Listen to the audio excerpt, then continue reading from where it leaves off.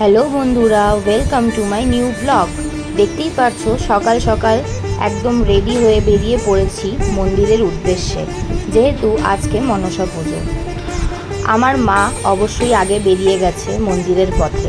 বাড়ির সামনে মন্দির, তাই তোমাদের সাথে কথা বলতে বলতে পৌঁছেই গেলাম। আর এসে যেটা প্রথমেই চোখে পড়লো সেটা হলো রাধা মাধব মন্দিরটি। দেখো কি সুন্দর সাজিয়েছে জন্মাষ্টমী উপলক্ষে, মনটা জাস্ট দেখে জুড়িয়ে যাচ্ছে।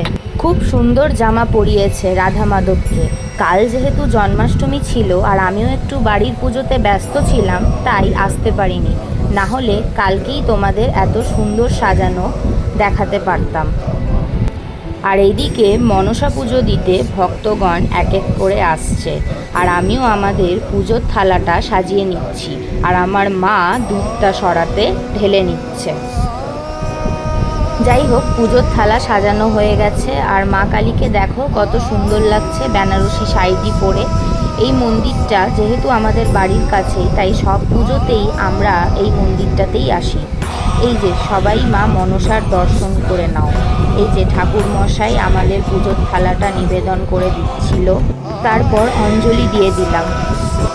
অঞ্জলি দেওয়ার পর আমি সব দেব দেবীদের রূপ দেখিয়ে নিচ্ছিলাম, আর বাবা ভোলেনাথকে দেখো দুধ কলাতে ঢেকে গেছে।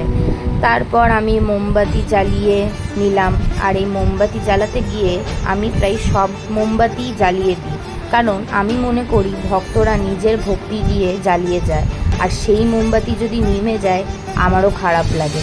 তো সেই সুযোগে আমিও সব ভক্তদের মোমবাতি জ্বালিয়ে দিই, কিন্তু এতটাই হাওয়া বইছিল যে কোনো মোমবাতিই জ্বলতে চাইছিল না। যাই হোক, আমার আর মায়ের পুজো দেওয়া হয়ে গেল, আর এই হলো আমার আজকের পুজো দেওয়ার ব্লগ। আর ব্লগটা ভালো লাগলে অবশ্যই লাইক, সাবস্ক্রাইব অ্যান্ড কমেন্ট করো। আজকের মতো টাটা, ঠাকুর সবার মঙ্গল করুক।